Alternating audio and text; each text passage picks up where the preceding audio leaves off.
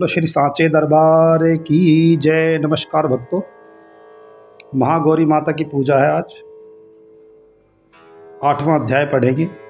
7वें अध्याय में हमने चंडमुंड नामक वध का अध्याय पूरा किया था। अब आज रक्त बीज का वध अध्याय पढ़ेंगे हम। तो सुनिए। चंड और मुंड नामक दैत्यों के मारे जाने पर, बहुत सी सेना का संहार हो जाने पर दैत्यों के राजा प्रतापी शुंभ के मन में बड़ा क्रोध हुआ और उसने दैत्यों की संपूर्ण सेना को युद्ध के लिए कूच करने की आज्ञा दी। वह बोला, आज उदयुद्ध नाम के 86 दैत्य सेनापति अपनी सेनाओं के साथ युद्ध के लिए प्रस्थान करें। कंबु नाम वाले दैत्यों के 84 सेनानायक अपनी वाहिनी से घिरे हुए यात्रा करें। 50 कोटि वीर्य कुल के और 100 धूम्र कुल के असुर सेनापति मेरी आज्ञा से सेना सहित कूच करें। कालक, दोहर्द, मौर्य काल के असुर भी युद्ध के लिए तैयार हों, मेरी आज्ञा से तुरंत प्रस्थान करें। भयानक शासन करने वाला असुरराज शुंभ इस प्रकार आज्ञा देकर सहस्त्रों बड़ी बड़ी सेनाओं के साथ युद्ध के लिए प्रस्थित हुआ। उसकी अत्यंत भयंकर सेना आती देखकर चंडिका ने अपने धनुष के टंकार से पृथ्वी और आकाश के बीच का भाग गुंजा दिया। राजन, तदंतर देवी के सिंह ने भी बड़े जोर जोर से दहाड़ना आरंभ किया। फिर अंबिका ने घंटे के शब्द से उस ध्वनि को और भी बढ़ा दिया। धनुष के टंकार, सिंह की दहाड़ और घंटे की ध्वनि से संपूर्ण दिशाएं गूंज उठी। उस भयंकर शब्द से काली ने अपने विकराल मुख को और भी बढ़ा लिया और इस प्रकार वे विजयिनी हुई थी। उस तुमुल नाद को सुनकर दैत्यों की सेनाओं ने चारों ओर से आकर चंडिका देवी, सिंह तथा काली देवी को क्रोधपूर्वक घेर लिया। राजन, इसी बीच में असुरों के विनाश तथा देवताओं के अभ्युदय के लिए ब्रह्मा, शिव, कार्तिकेय, विष्णु तथा इंद्र आदि देवों की शक्तियाँ, जो अत्यंत पराक्रम और बल से संपन्न थीं, उनके शरीरों से निकलकर उन्हीं के रूप में चंडिका के पास आ गईं। जिस देवता का जैसा रूप, जैसी वेशभूषा और जैसा वाहन है, ठीक वैसे ही साधनों से संपन्न हो उसकी शक्ति असुरों से युद्ध करने के लिए आ गई। सबसे पहले हंसयुक्त विमान पर बैठी हुई अक्षसूत्र और कमंडलों से सुशोभित ब्रह्मा जी की शक्ति उपस्थित हुई, जिसे ब्राह्मणी कहते हैं। महादेव जी की शक्ति वृषभ पर आरूढ़ होकर हाथों में श्रेष्ठ त्रिशूल धारण किए हुए महानाग का कंगन पहने मस्तक में चंद्ररेखा से विशोभित होकर वहां पर आ पहुंची। कार्तिकेय जी की शक्ति रूपा जगदम्बिका उन्हीं का रूप धारण करके श्रेष्ठ मयूर पर आरूढ़ होकर हाथ में शक्ति लिए दैत्यों से युद्ध करने के लिए आ गईं। इसी प्रकार भगवान विष्णु की शक्ति गरुड़ पर विराजमान होकर शंख चक्र गदा, शंख धनुष और खड्ग हाथ में लिए हुए वहां पर आईं। अनुपम यज्ञ वराह का रूप धारण करने वाली श्री हरि की जो शक्ति है, वह भी वराह शरीर का धारण करके वहां पर उपस्थित हुई। नरसिंह की शक्ति भी नरसिंह के समान शरीर धारण करके वहां पर आई। उसकी गर्दन के बालों के झटके से आकाश के तारे बिखरे पड़ते थे। इसी प्रकार इंद्र की शक्ति वज्र हाथ में लिए हुए गजराज ऐरावत पर बैठकर आई। उसके भी सहस्त्र नेत्र थे। इंद्र का जैसा रूप था वैसा ही उनका भी था। तदंतर उन देव शक्तियों से घिरे हुए महादेव जी ने चंडिका से कहा कि मेरी प्रसन्नता के लिए तुम शीघ्र ही इन असुरों का नाश करो। तब देवी के शरीर से अत्यंत भयानक और परम उग्र चंडिका शक्ति प्रकट हुई, जो सैकड़ों गीदड़ियों की भांति आवाज करने वाली थी।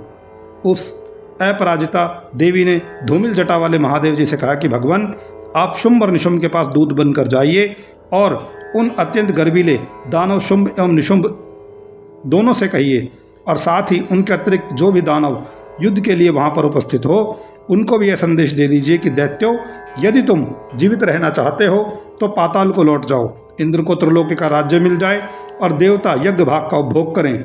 यदि बल के घमंड में आकर तुम युद्ध की अभिलाषा रखते हो तो आओ, मेरी शिवाएं योगनियां तुम्हारे कच्चे मांस से तृप्त हो जाएंगी। चूंकि उन देवी ने भगवान शिव को दूत के कार्य में नियुक्त किया था, इसलिए वह शिवदूत के नाम से संसार में विख्यात हुई। वे महादैत्य भी भगवान शिव के मुंह से देवी के वचन सुनकर क्रोध में भर गए और जहां कात्यायनी विराजमान थी उस ओर बढ़े। तदंतर वे दैत्य अमर्ष में भरकर पहले ही देवी के ऊपर बाण शक्ति और शस्त्र आदि अस्त्रों की वृष्टि करने लगे। तब देवी ने भी खेली खेल में धनुष के टंकार से और उनके छोड़े हुए बड़े बड़े बाणों द्वारा दैत्यों के चलाए हुए बाण, शूल, शक्ति और फरसों को काट डाला। यह फिर काली उनके आगे होकर शत्रुओं को शूल के प्रहार से विदीर्ण करने लगी और खटवाक करके उनका कचूमर निकालती हुई रणभूमि में विचरने लगी। ब्राह्मणी भी जिस जिस ओर दौड़ती उसी ओर अपने कमंडलों का जल छिड़क कर शत्रुओं के तेज को और पराक्रम को नष्ट कर देती थी। माहेश्वरी ने त्रिशूल से तथा वैष्णवी ने चक्र से और अत्यंत क्रोध में भरी हुई कुमार कार्तिकेय की शक्ति से दैत्यों का संहार आरंभ कर दिया। इंद्र शक्ति के वज्र प्रहार से विदीर्ण होकर सैकड़ों दैत्य दानव रक्त की धारा बहाते हुए पृथ्वी पर सो गए। वाराही शक्ति ने कितनों को अपनी थुथुन की मार से नष्ट किया, दाढ़ों के अग्रभाग से कितनों की छाती छेद डाली और कितने ही दैत्य उनके चक्र की चोट से विदीर्ण होकर गिर पड़े। नरसिंह भी दूसरे महादैत्यों को अपने नखों से विदीर्ण करके खाती और सिंहनाद से दिशाओं एवं आकाश को गुंजाती हुई युद्ध क्षेत्र में विचरने लगी। कितने ही असुर शिवदूत के प्रचंड अट्टहास से अत्यंत भयभीत होकर पृथ्वी पर गिर पड़े और गिरने पर उन्हें शिवदूती ने उस समय अपना ग्रास बना लिया था। इस प्रकार क्रोध में भरे हुए मातृगणों को नाना प्रकार के उपायों से बड़े बड़े असुरों का मर्दन करते हुए देख दैत्य सैनिक भाग खड़े हुए। मातृगणों से पीड़ित दैत्यों को युद्ध से भागते हुए देखकर रक्तबीज नामक महादैत्य क्रोध में भरकर युद्ध करने के लिए आया। उसके शरीर से जब रक्त की बूंद पृथ्वी पर गिरती तब उसी के समान शक्तिशाली एक दूसरा महादैत्य पृथ्वी पर पैदा हो जाता। महाअसुर रक्तबीज हाथ में गदा लेकर इंद्र शक्ति के साथ युद्ध करने लगा। इंद्री ने अपने वज्र से रक्तबीज को मारा और वज्र से घायल होने पर उसके शरीर से बहुत सा रक्त चूने लगा और उससे उसी के समान रूप वाले और भी अत्यंत भयानक राक्षस उत्पन्न हो गए। वे सब रक्तबीज के समान ही वीर्यवान, बलवान और पराक्रमी थे। वे रक्त से उत्पन्न होने वाले पुरुष भी अत्यंत भयंकर अस्त्र शस्त्रों का प्रहार करते हुए वहां मातृगणों के साथ घोर युद्ध करने लगे। उन्हें वज्र के प्रहार से जब उनका मस्तक घायल हुआ तब रक्त बहने लगा और उससे हजारों पुरुष उत्पन्न हो गए। वैष्णवी ने युद्ध में रक्तबीज पर चक्र का प्रहार किया तथा इंद्री ने उस महादैत्य सेनापति को गदा से चोट पहुंचाई। वैष्णवी के चक्र से घायल होने पर उसके शरीर से जो रक्त बहा उससे जो उसी के बराबर आकार वाले सहस्त्रों महादैत्य प्रकट हुए। उसके द्वारा संपूर्ण जगत व्याप्त हो गया। कौमारी ने शक्ति से, वाराही ने खड्ग से, माहेश्वरी ने त्रिशूल से महादैत्य रक्तबीज को घायल किया। क्रोध में भरे हुए उस महादैत्य रक्तबीज ने भी गदा से सभी मात्र शक्तियों पर पृथक पृथक प्रहार किया।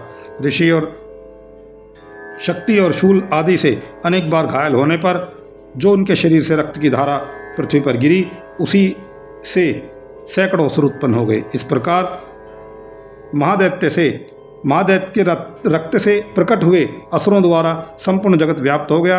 इससे उन देवताओं को बड़ा भय हुआ और देवताओं को उदास देखकर चंडिका देवी ने काली से शीघ्रतापूर्वक कहा कि हे चामुंडे, तुम अपना मुख और भी फैलाओ तथा मेरे शस्त्रपात से गिरने वाले रक्त बिंदुओं को, उनसे उत्पन्न होने वाले महादैत्यों को तुम अपने इस उतावले मुख में खा जाओ। इस प्रकार रक्त से उत्पन्न होने वाले महादैत्यों का भक्षण करती हुई तुम रण में विचरती रहो। ऐसा करने से उस दैत्य का सारा रक्त क्षीण हो जाएगा और क्षीण हो जाने पर वह स्वयं ही नष्ट हो जाएगा। उन भयंकर दैत्यों को जब तुम खा जाओगी तब दूसरे नए दैत्य उत्पन्न नहीं हो सकेंगे। काली से यूँ कहकर चंडिका देवी ने शूल से रक्तबीज को मारा और काली ने अपने मुख में उसका रक्त ले लिया। तब उससे वहीं चंडिका पर गदा से प्रहार किया, किंतु उस गदापात से देवी को तनिक भी वेदना नहीं पहुंची। रक्तबीज के घायल शरीर से बहुत सा रक्त गिरा, किंतु जो ही वह गिरा त्यों ही चामुंडा ने उसे अपने मुख में ले लिया। रक्त गिरने से काली के मुख में जो महादैत्य उत्पन्न हुए उन्हें भी वह अपने मुख में ग्रास बना लिया और उसने रक्तबीज का रक्त पी लिया। तदंतर देवी ने रक्तबीज को, जिसका रक्त चामुंडा ने पी लिया था, वज्र, बाण, खड्ग तथा सृष्टि आदि से मार डाला। राजन, इस प्रकार शस्त्रों के समुदाय से आहत वह रक्तहीन हुआ। महादैत्य रक्तबीज पृथ्वी पर गिर पड़ा। हे नरेश्वर, इससे देवताओं को अनुपम हर्ष की प्राप्ति हुई और मातृगण उन असुरों के रक्तपान के मद से उद्धत होकर नृत्य करने लगा। इस प्रकार श्री मार्कंडेय पुराण में सावर्णिक मनवंतर की कथा के अंतर्गत देवी महात्म्य में रक्तबीज नामक 8वां अध्याय पूर्ण हुआ। बोलो श्री सांचे दरबार की जय, महागौरी मैया की जय, श्री सांचे दरबार की जय, नवरात्रि महामहोत्सव की जय। प्रणाम।